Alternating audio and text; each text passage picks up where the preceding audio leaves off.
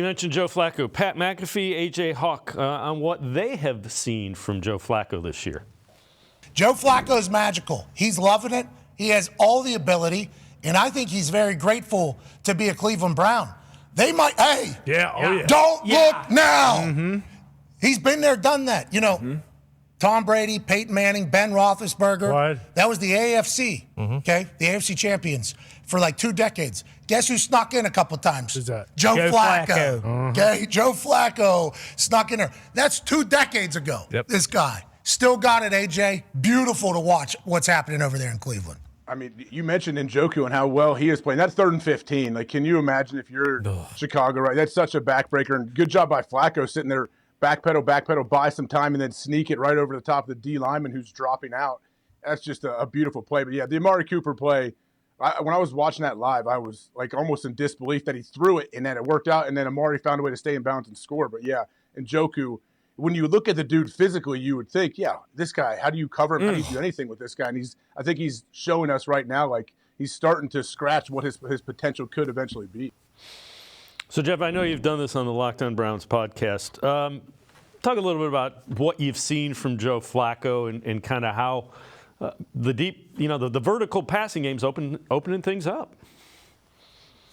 Well, I mean, you go back into the fourth quarter last week, obviously the 53-yard pass to Marquise Goodwin, the plus 50-yard pass to Amari Cooper. Of course, that leads to a 212 passing yard fourth quarter. When's the last time the Browns had 2 completions over 50 yards in the same ballgame?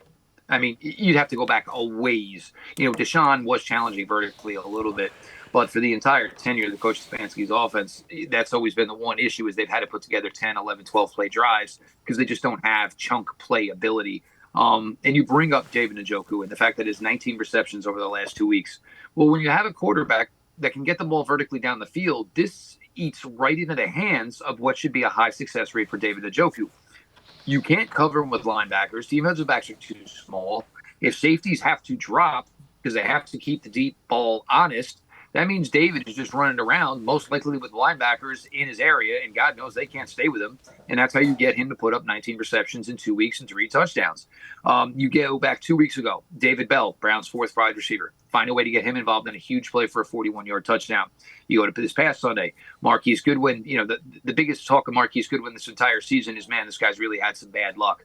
Whether it was all the stuff that he was dealing with in training camp, the blood clotting issues, and then, of course, suffered a pretty significant concussion himself that had him out for 3-4 weeks, it felt like, if not even longer.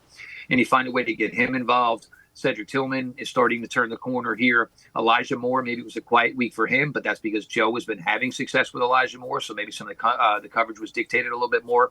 Amari Cooper just keeps doing his thing. There's nobody that Joe's afraid to get involved. There's nobody Joe's afraid to throw the ball to here. And when you have that type of versatility and diversity within your pass receivers, the guys you're going to put on the field, and the confidence to put them on the field, it makes teams really, really difficult. It put us in a really difficult spot as far as, who you're going to focus your attention on. Amari Cooper, obviously, things are going extremely well for him.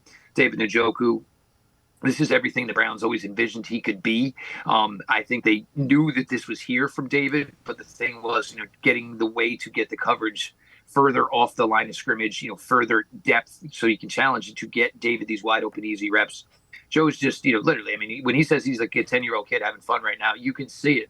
And I think the biggest thing you saw was the difference between a 38-year-old veteran and some young guys in their 20s is I threw 3 touchdowns in the first 3 quarters, and I basically just blacked it all out. And I went to the fourth quarter and just went about my business. And you get 212 yards, 3 scoring drives, and the Browns pull out a big, big must-have victory over the Chicago Bears.